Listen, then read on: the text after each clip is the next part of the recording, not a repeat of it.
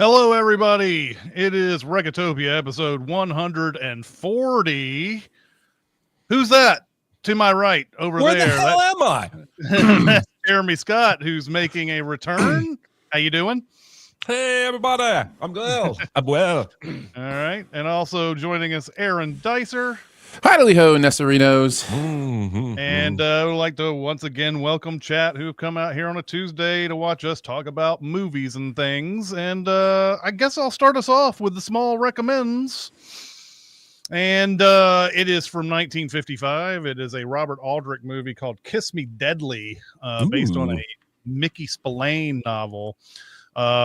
This stars Ralph Meeker as a private detective named Mike Hammer, who one day while he's driving along notices a woman in peril. That woman in peril is played by Cloris Leachman, who's not going to be around very long in this picture, but it's her film debut, and she tells him a story about how she was being interrogated in a mental institution of some sort, and that she had to run away from that, and so in the middle of all this running away and driving her away from that, they run into some bad guys, and the bad guys kill her, and then they try to kill Mike Hammer.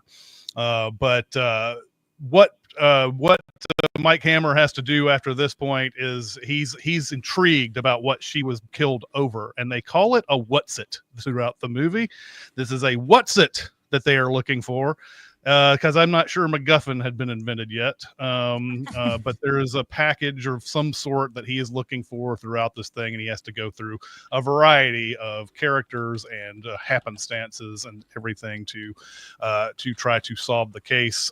There is I love Meeker as Mike Hammer in this. I also love his assistant in this movie. I can't remember her name, but she's obviously like trying to sleep with him the entire movie, and he just keeps on turning her away. He's not interested in sex, he's interested in the job, but she like puts on the full court press as much as you can in 1955 movie to try to get that to happen and everything. But I love it. It's a great movie. It's something that I had not heard of until recently, and highly recommend it.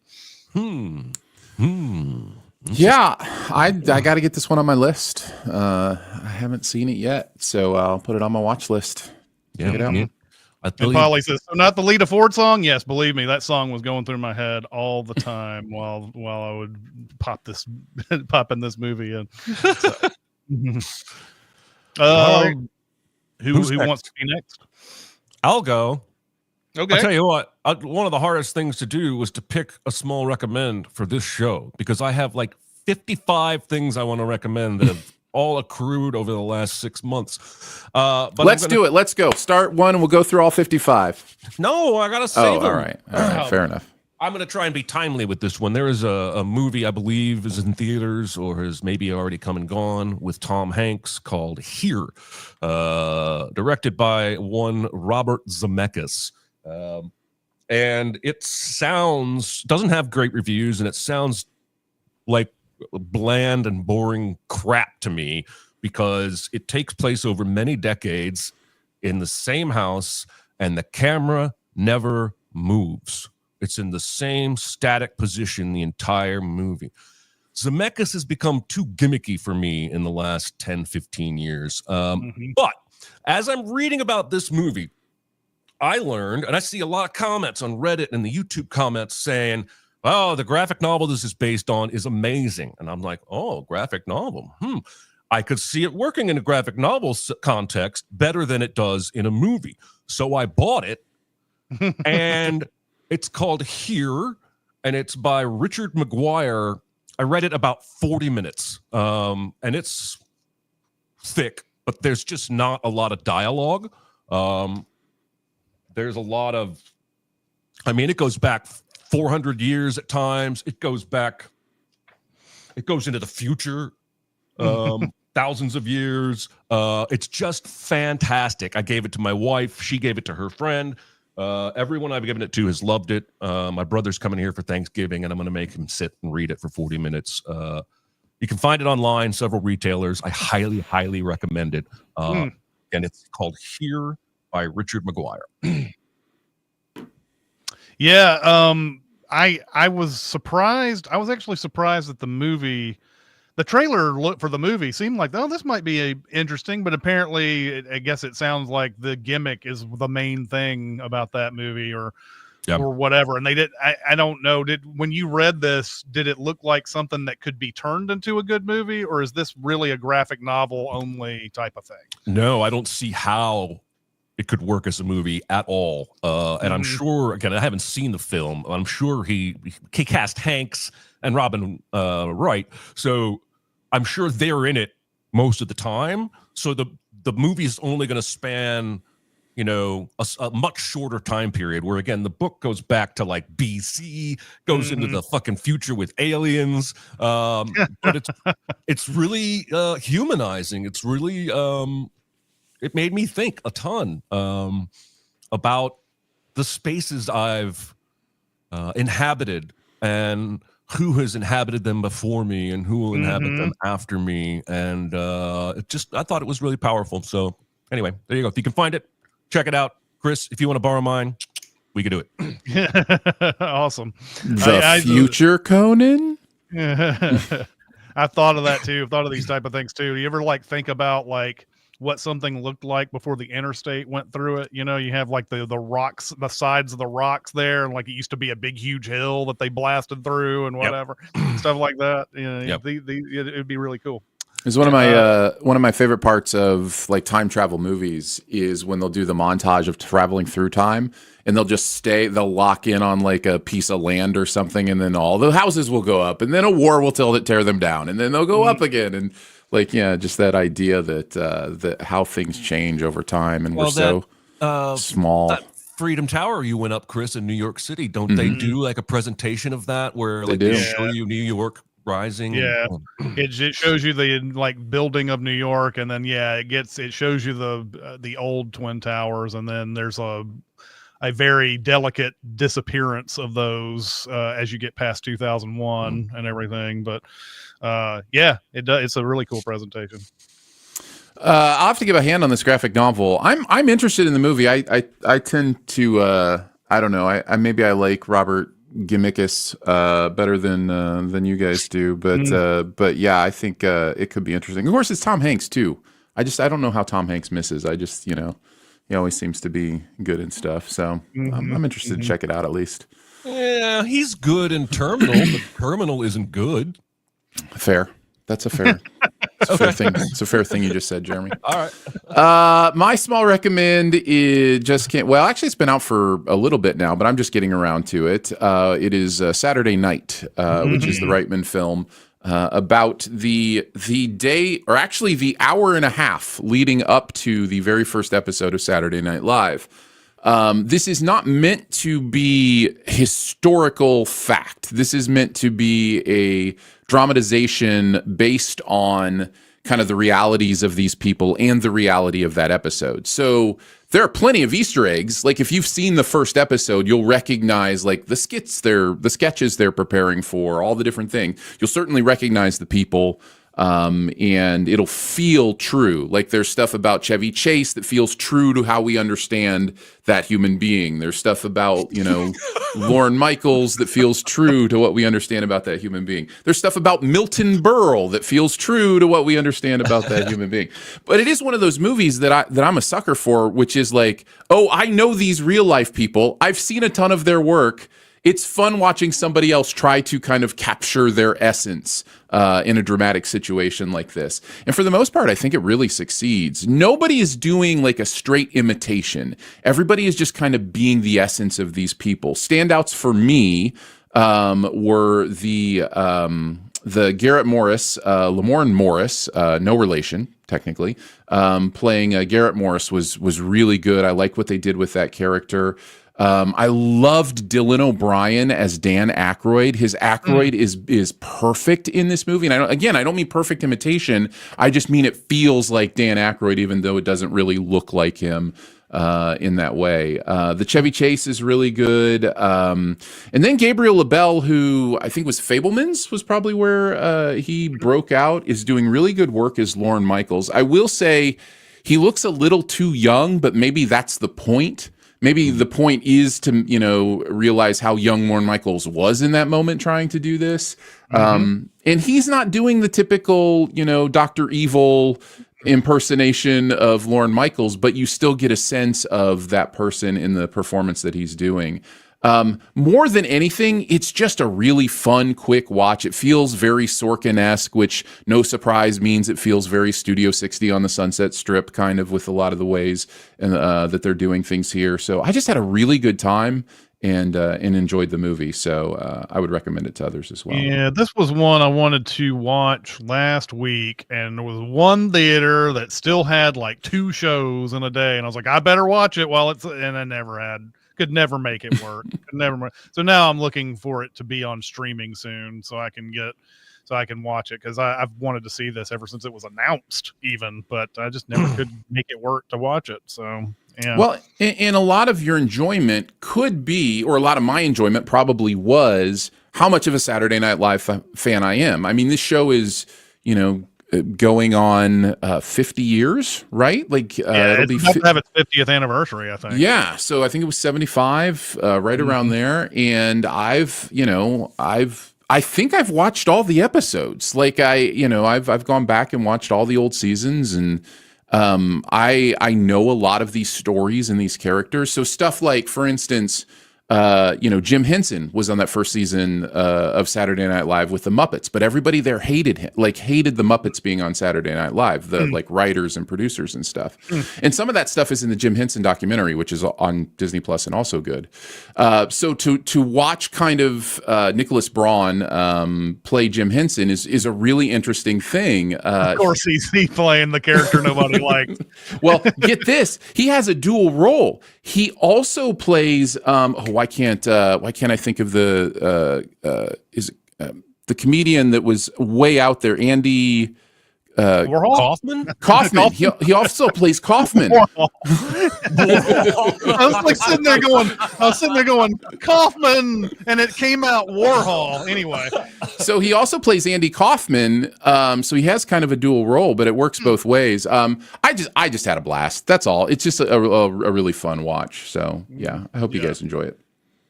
Yeah, definitely looking forward to it when I get it. I hope it's streaming very soon. Yeah, you're in luck, Chris. I just checked Amazon, and you can rent it or buy it today on Amazon. Oh, okay. Yeah, I knew it had to be soon, because it was in that particular stage of its theater. You can also get the Joker 2 if you want. Oh, is it my birthday? Not to watch that film. Wasn't that available like 2 weeks after it came out? Like, it was crazy how quick that was on VOD. Yeah. No telling. All right, we're gonna go on to our big recommend, and that is The Untouchables from 1987. I picked this specifically because Jeremy was coming back, and I know that this is one of his favorites. And Aaron, I'm assuming this is one of your favorites too. I'm not sure. He's not going to say. That means no. And so I will get on into it then. Untouchables is a 1987 Brian De Palma film suggested by a 1957 book written by Oscar Fraley and Elliot Ness, which was turned into a TV series in 1959. The screenplay was written by David Mamet, nominated for only 4 Oscars, which makes no sense to me.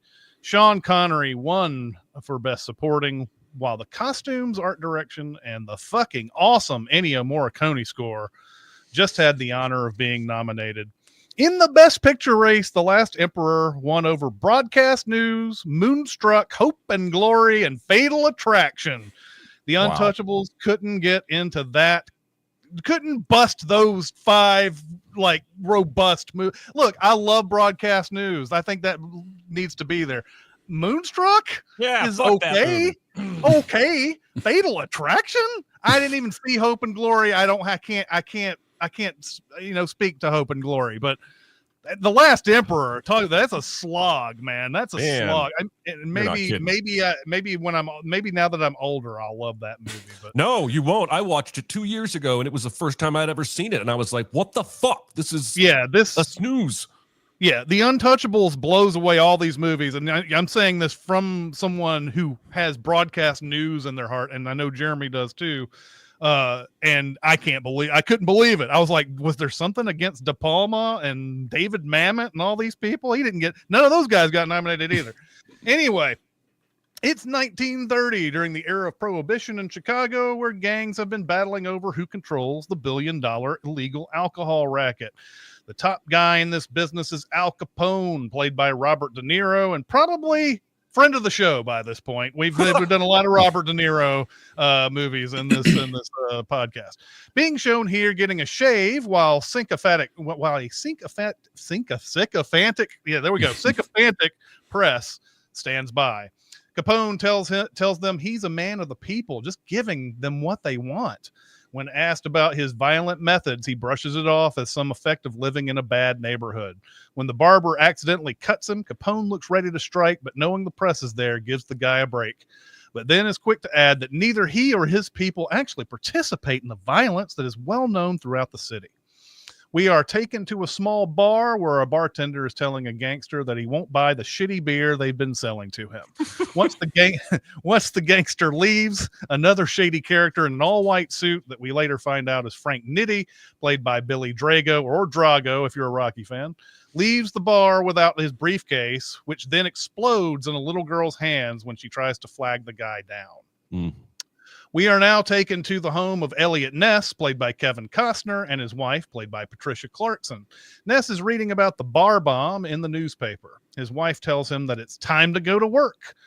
He works as a special agent of the Department of the Treasury, as the city of Chicago has invited federal agents to crack down on illegal liquor. The press once again shows how little they take this seriously, and even asks Ness if all of this is just for show. Ness then tells him it's not a showpiece, and that prohibition is the law of the land, and that's how he feels about it. Ness's first mission is brought to him by an undercover agent who tells them that a very large shipment of Canadian whiskey has arrived, and they're going to crack down on the warehouse where it's stored. Later that night, Ness leads the charge, only to find out the crates are filled with umbrellas, and an eager press photographer is there to catch Ness's embarrassment. He becomes kind of a joke before he's even started. While he wallows in pity on a bridge, he is scolded by Chicago beat cop Jim Malone, played by Sean Connery, for throwing a note from his wife that says she's proud of him into the river. When Malone asks why Ness is carrying a gun, he says he's a Treasury officer, which is apparently good enough for him. When Ness asks him why he took his word, Malone says, "Who would claim to be that who was not?"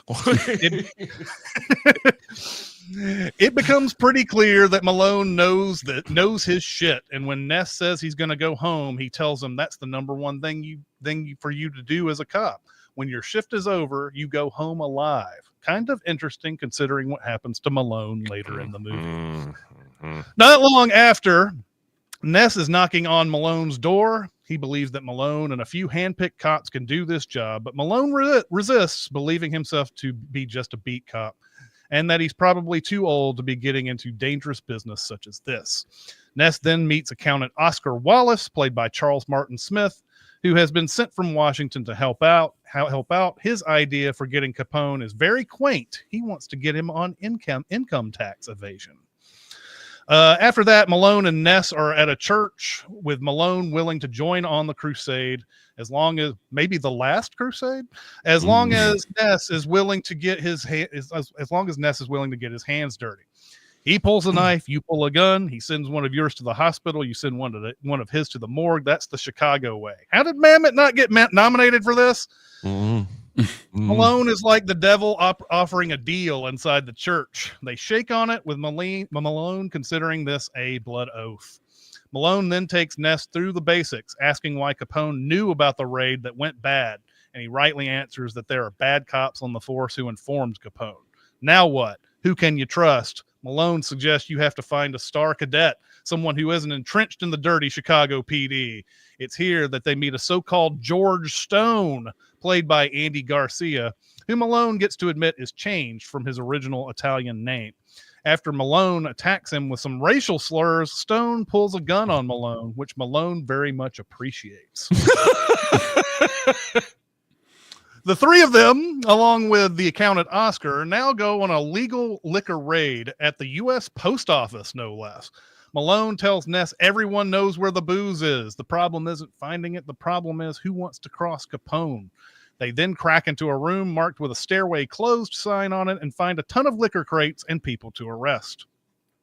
We now go back to Capone, who's speechifying in front of his men in a famous speech involving a baseball bat.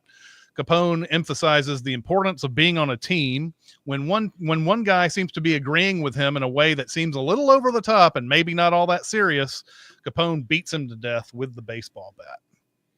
Not long after that, we see Nitti in a car outside of Ness's residence, making veiled threats to Ness about his house and his family. Ness smartly sends his family away from the known residence. He wants to hurt Capone now, which is good because Malone soon arrives at the scene to tell Ness about another shipment they can raid. This will require a flight to the Canadian border. The Untouchables team with the Canadian Mounties for what will be a shipment from Canada being sold across the border in the United States with a bridge stretching from one country to the other. There is a lot of waiting in the house. There's a lot of waiting in a house located near the bridge, but eventually the meet takes place with the American gangsters armed to the teeth. The crew jumps on horseback to intercept, only to see the Mounties jumping the gun on the Canadian side and immediately forcing all the parties on the bridge to flee.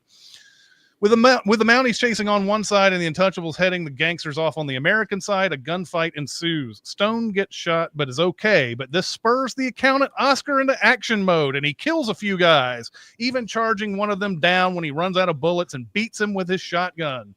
Oh yeah, and he doesn't forget to drink some of the alcohol that's spewing out of one of the shot up barrels. Ness and Malone shoot up a car, and Malone runs down a guy named George, played by Brad Sullivan, who runs away from it. Another gangster in all white, not to be confused with the scary murdery guy, Frank Nitti, runs to the stakeout house. Ness ends up reluctantly shooting that guy when he doesn't put his gun down. Luckily, though, Malone has his guy, George, who's got a satchel full of evidence, including a ledger that shows where all the money is going. However, it does seem to need some decoding to be real evidence, so they ask George to do it for them. But he is very tight-lipped. That's when Malone goes outside and picks up the guy Ness killed and does a very violent Weekend at Bernie's on him, doing a whole show just outside the window, pretending that the other gangster is still alive, and then blowing him away when he doesn't give him what he wants. That, of course, makes George talk. Capone finds out about this and gives the famous line about wanting Ness dead, his family dead, his house burned to the ground, and he wants to piss on his ashes. After a scene where Ness and his wife welcome a baby boy at the hospital, so begins a classic De Palma over 2-minute unbroken shot, starting with the DA announcing that Capone is being served a subpoena for income tax evasion. Oscar is tasked in bringing George to a safe house. I don't know why they task Oscar to do this, by the way. That's some movie shit. They get into an elevator at the police station where we notice the operator is Frank Nitti. The inevitable happens. We are given some insight that the Irish cop Mike, played by Richard Bradford, assisted the killings, but he gets terrible news when he looks down from a ledge and sees that another cop got killed when the gangster runs out of the elevator. When Ness opens the elevator, he sees George and Oscar dead, and there's a message written in blood inside that says "touchable." This spurs him on to pay Capone a visit at the Lexington Hotel where he's staying, and he threatens to fight him. Ness calls him a racial slur. Capone tells him, "Fuck you and your family." Ness draws a gun, but then Capone's men all pull guns to show how useless this challenge was. Capone rubs it into Ness that he has nothing now. And this is confirmed when the DA tells you got nothing. And this is confirmed when the DA tells Ness without a witness the case is over. Malone asks Ness to stall the DA's announcement as he has one more trick up his sleeve. A brief scene shows that Capone's bookkeeper, Walter Payne, played by Jack Kehoe, is being moved out of town by Capone until the subpoena blows over. Malone finds Mike at a pool hall, and they take a conversation to an alley where we discover that Mike has been Malone's informant the whole time. Malone now wants Mike to give him the whereabouts of Capone's bookkeeper. Malone threatens Mike with knowledge he has about him. Mike threatens Malone's life. Then they fight, ending with Malone pulling a gun on Mike and threatening his life. Malone ends up looking at a dead man. Yeah.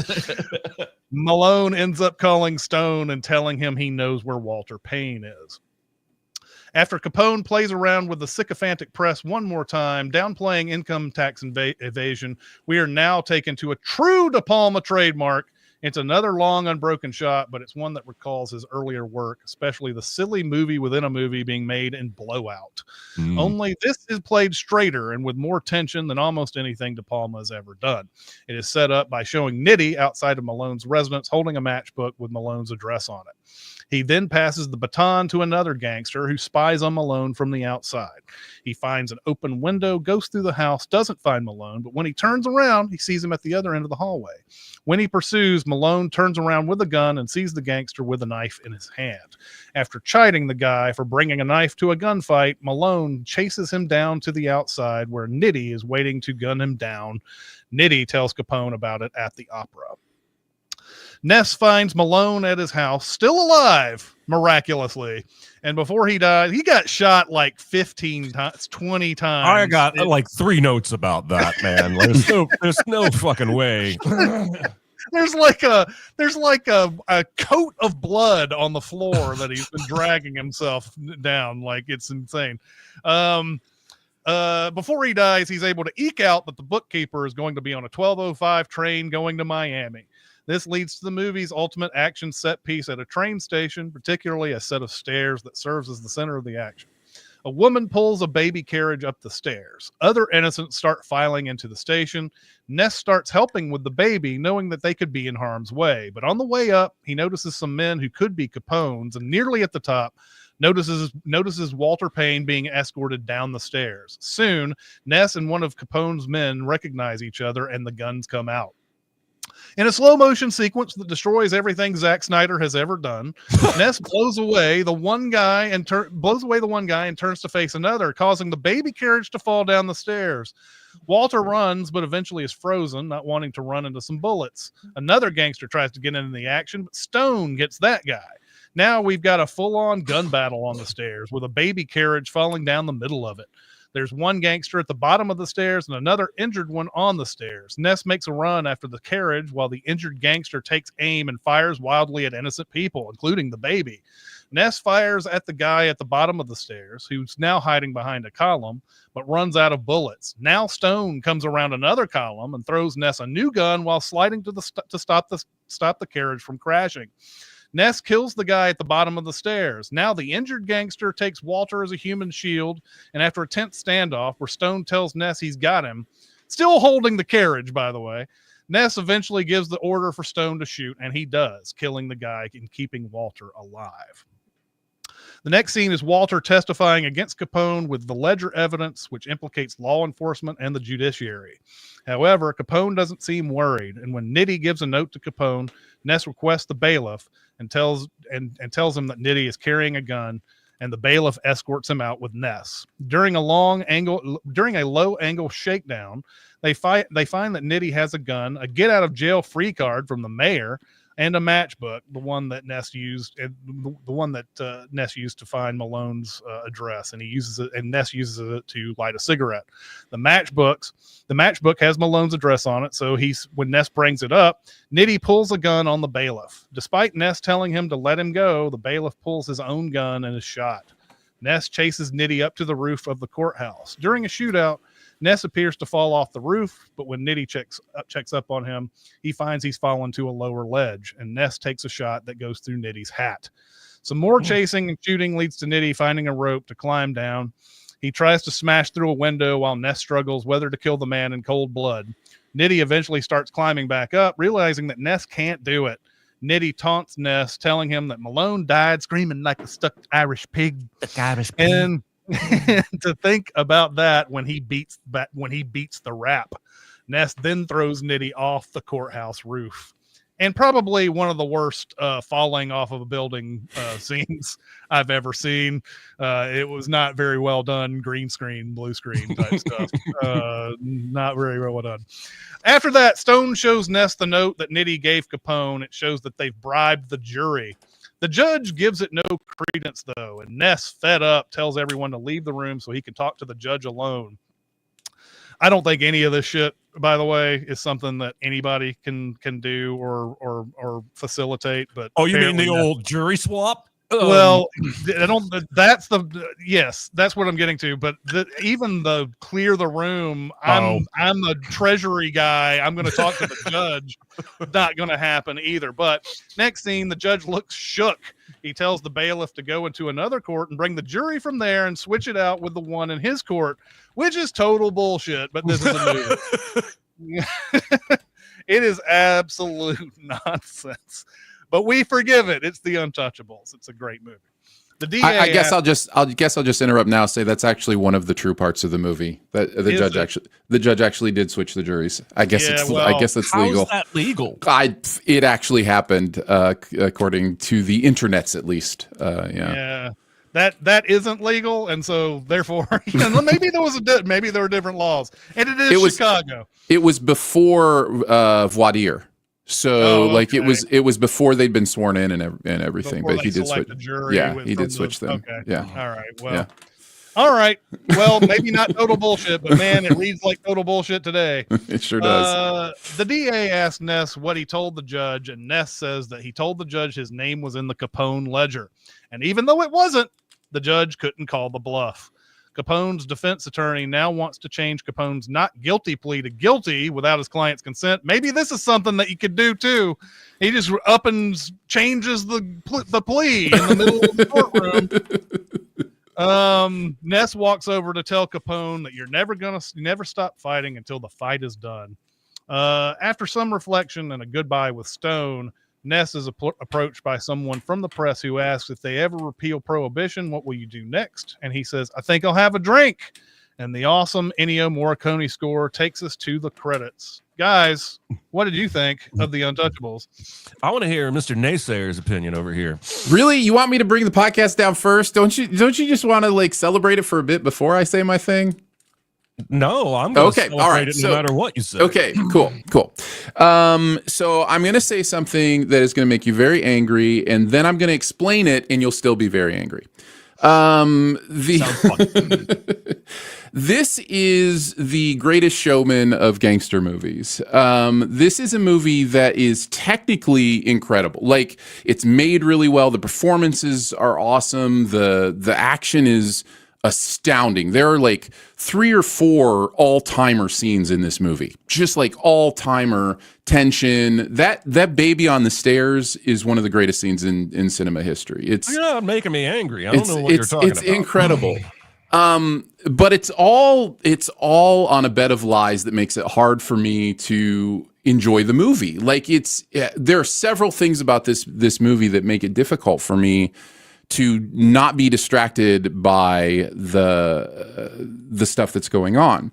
One is that we answered a question recently about what, true to life movie plays loose and fast with reality in a way, but you still love the movie. This is probably a great answer for that question because none of it happened. Like, this turns one of the beautiful things about Eliot Ness, which is that he didn't use violence, that he didn't use fight fire with fire, that he used math and science and investigation and targeted raids to put a dent in Capone's empire, and just turns it into a cowboys and bad guys shoot him up kind of thing. Turns him into a cold-blooded murderer at the end, by the way. And in real life, he was a guy that didn't even like carrying a gun. He usually had his holster empty. Like, he just, he didn't like the violence part of what was going on. So in many ways, it's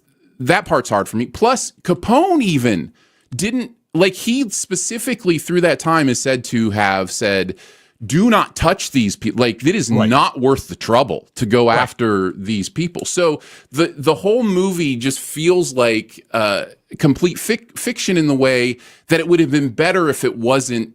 They weren't named Elliot Ness and Al Capone. Like, if this was a movie about, Frank Rogers and, Justin Mayflower, I have no idea why, then maybe I have a different opinion. But it's just a movie that revels in the revenge aspect of the violence. Like, that whole, if he's got a knife, you get a gun. If he puts, one of yours in the hospital, put one of his in the morgue. Great line, but I don't subscribe to that philosophy. Like, that's a terrible, in my opinion, way to see the world. So the movie, for me, has this really backwards idea of justice and how to get things done. Well, so all of that makes it difficult for me to get on board with what's going on in this movie.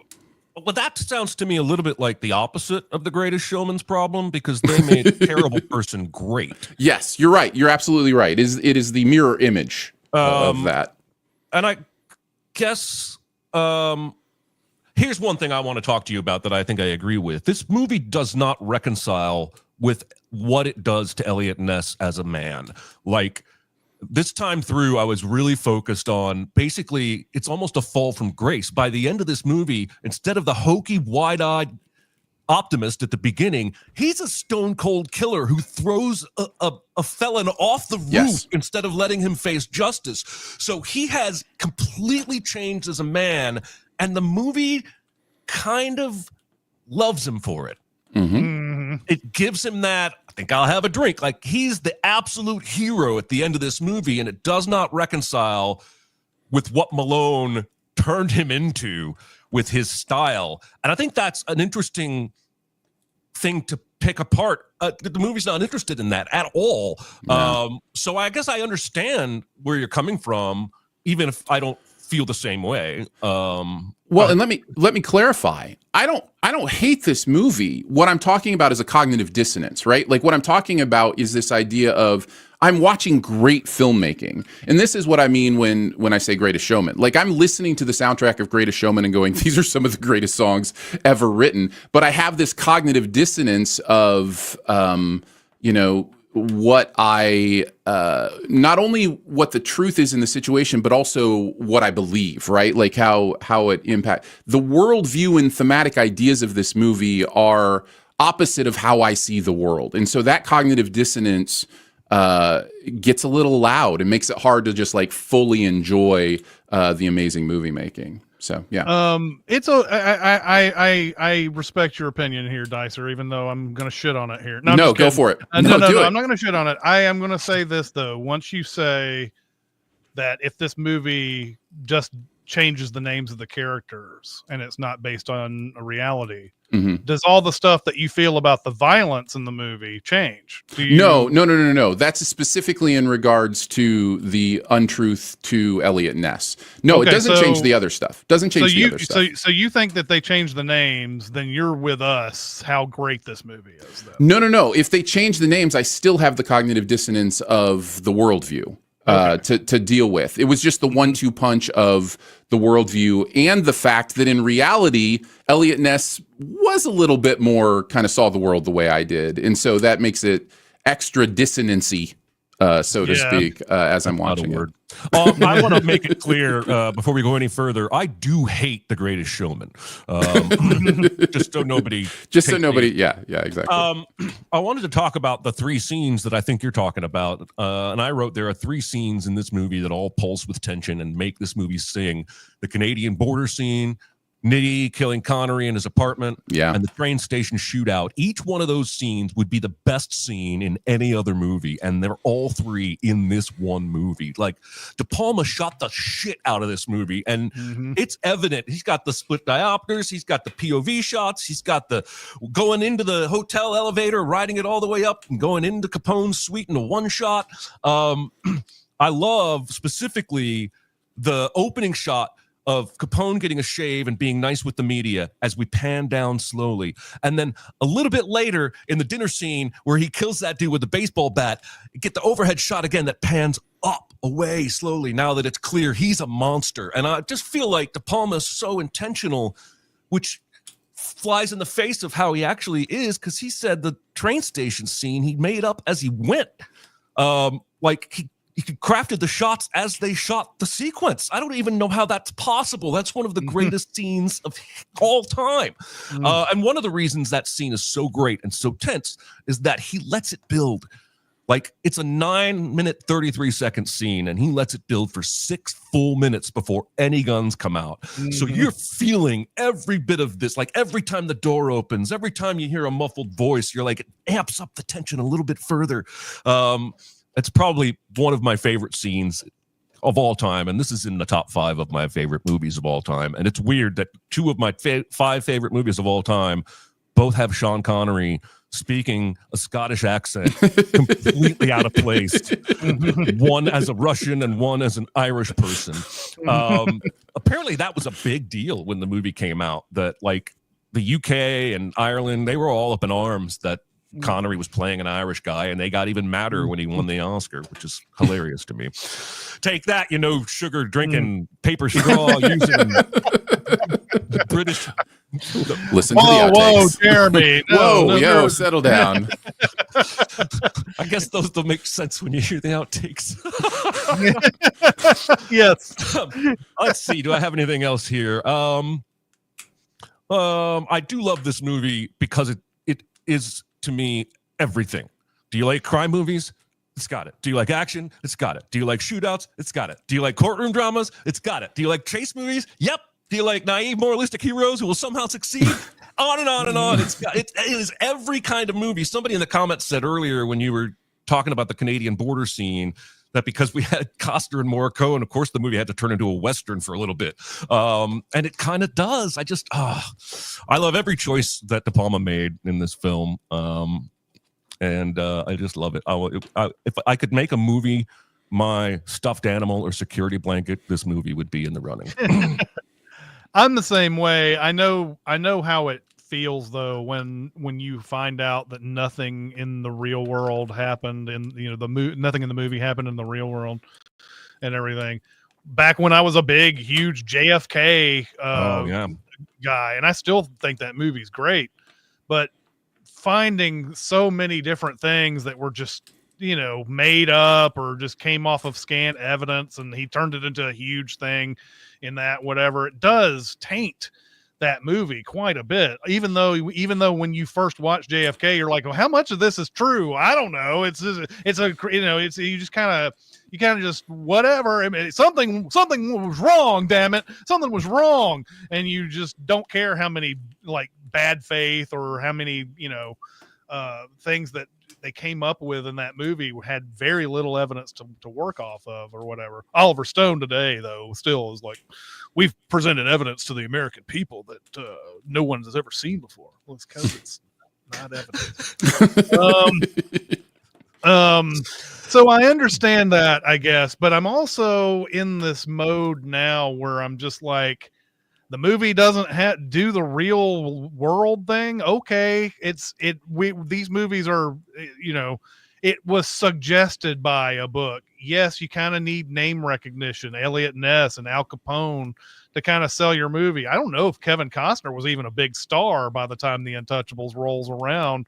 So they fill it up with Connery and De Niro and all that to sort of surround him. Don Johnson first. Yeah, exactly. And Kevin Costner, then it's not long after this, becomes a huge star after this. Became the #1 star in the United States, I'm pretty sure, maybe the world after this movie came out. But I've gotten to the point now where, like, if it's not the real thing, I expect that. Watch that Woman of the Hour, and how many things didn't happen in that, You've brought up Saturday Night as a movie that's very light on the historical aspects of it.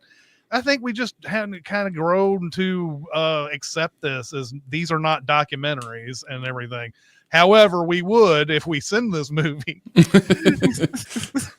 take it to task for not being a documentary. I also read like even Capone, like he opened and funded a soup kitchen that ran during the Depression and fed hot meals 3 times a day to more than 2,000 people. Like, I don't know. It's just movie can't show you that Capone. I get it, but this movie can't. Right. And I think that's right. And I think there's a game we play, and I played it with this movie, watching it. And by the way, I came to this movie recently. I think I watched it for the first time within the last 4 years. So it's not something I cut my teeth on, so to speak. But I think we play this game sometimes with movies where it's like, wouldn't it have been a better movie if they did this? Wouldn't this make it a better movie if they did this? And it is worth remembering that the movie makers get to decide what they want their movie. Like, they are trying to make their version of the movie in their mind. And yes, we can come up with things, and sometimes they're valid, and sometimes they're worth exploring even in just an intellectual way. But at the end of the day, we really should look at a movie as succeeding or failing on its own merits. And in many ways, I do think this movie succeeds wonderfully on its own merits, on what it's trying to do and the kind of movie it's trying to be. Would I have enjoyed the more nuanced movie where Capone does good things and we actually know that Ness is on his 3rd wife and is terrible with women, and you know what I mean? Like, the more nuanced version of this story? Yeah, I would have. That would have been more interesting to me. More interesting to me would have been the story of how prohibition was a terrible law, and yet they're still having to defend it this way. This movie hints at that movie that's interested in, like, how do you defend something that is going to, like, that whole speech with the guys, like, if I know some of you drink or whatever. Yeah, but don't now or whatever. And ending on the, I think I'll go get a drink. Like, it hints at that movie, but actually focusing on that theme might have been more interesting to me. But that's not really the playground this movie was aiming to play on. And I mean, I would love a deep dive documentary about this. Sure, yeah. Like, because Ness died and they'd forgotten him. Like, not a single Chicago paper even carried the news of his death. Like, the city forgot him. Capone, he's like in his late 20s when all this is supposed to be going down. Like, you don't stop to think about that, but he's like 30 years old basically when he goes away to jail. So yeah, I think there's a fascinating way to tell the true events, but this movie is not interested in any of that. Right. Yeah, and at the end of the day, this spectacular movie, again, that I think is technically an achievement, what it is interested in, the themes and messages it is interested in about how the good guys take down the bad guys, it just doesn't vibe with how I see the world. So, like, that's the major cognitive dissonance for me, and that's just the me thing. But yeah, it's all spectacular. Right. Well, enough of wrong opinions. Let's go on to our let's go on to our super secret double feature. Jeremy, do the honors. Oh shit. I don't want to steal Aaron's. I doubt I'm going to steal Aaron's. You're not. I sat for a very, very long time on The Godfather.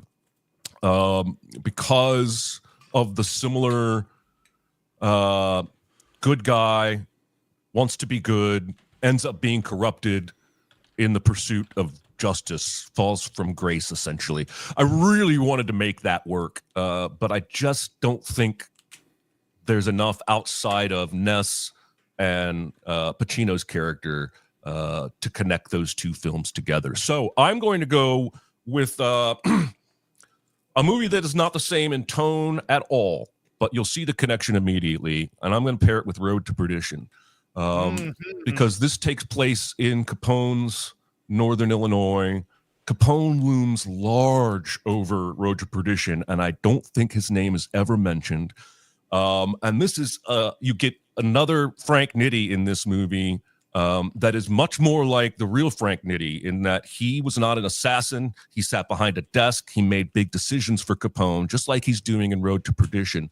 And so because I feel like those two movies are in the same world, inhabiting the same universe or time. I think that would be a really interesting double feature, in part because of the contrast of how the two films approach that era. So there you go.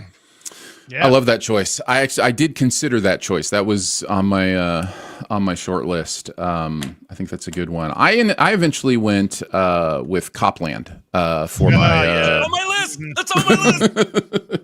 for my double feature. I think tonally and structurally they're very similar movies, and I think the one difference for Copland is the reluctance of the Sylvester Stallone character, which adds, I think, an interesting nuance to what he's doing to eventually take down the mob and the things that are going on here. Whereas Ness, was very ardent in his what he was doing. But yeah, I think they go well together and would be a good 1-2 punch. That's a future big recommend. I've said it a few times. Copland will eventually be there. I gave you a chance to be a cop, and you blew it. You blew it. I want to give a shout out to R1MA78, who had a super secret double feature of Battleship Potemkin, and I think that's mainly because of the baby carriage scene that's in that one. It's an old silent movie. If you've never seen Battleship Potemkin, it's really well done. It also has a stairway scene.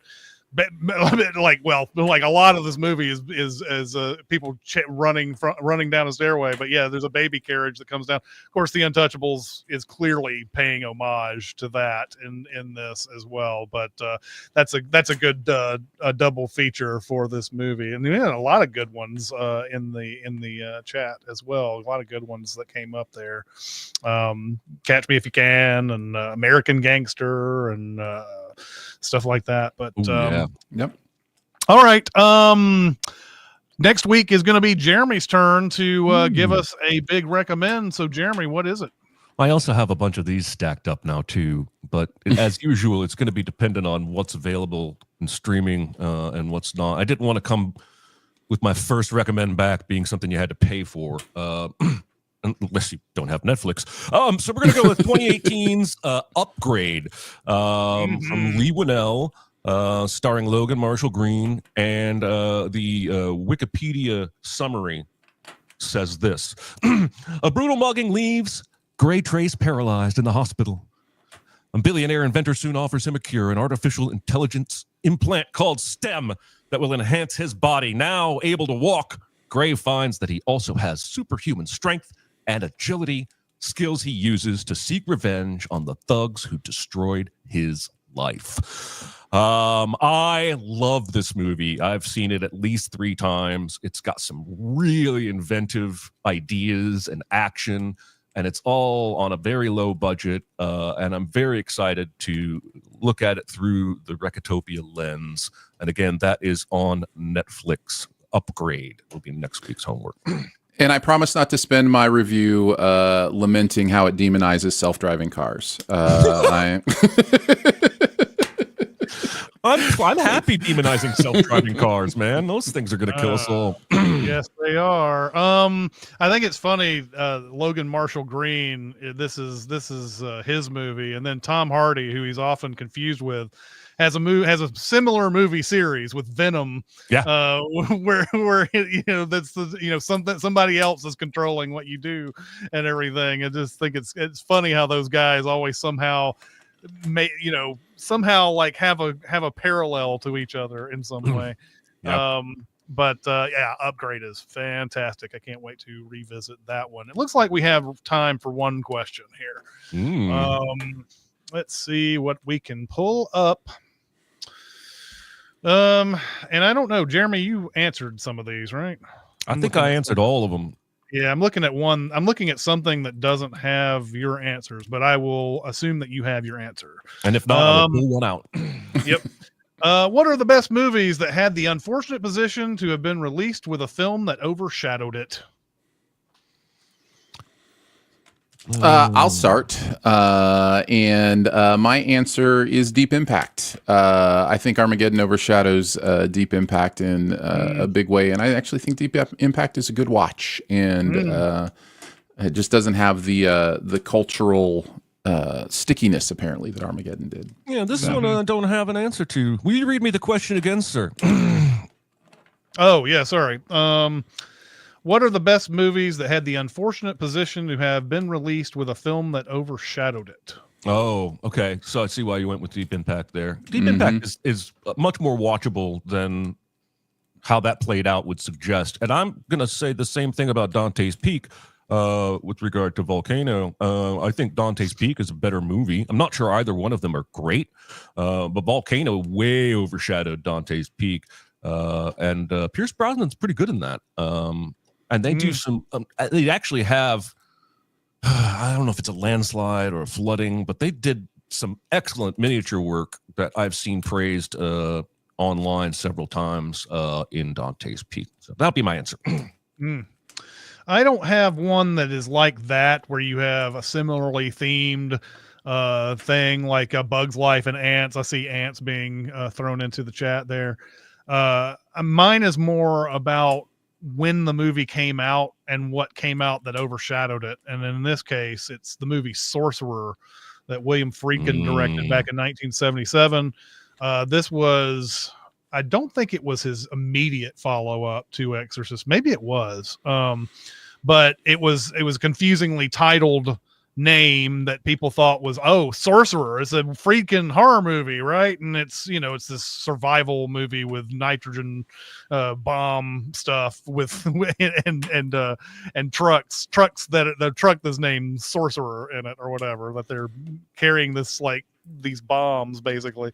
But Sorcerer came out in the wake of Star Wars. It came out like it came out either the same week as Star Wars.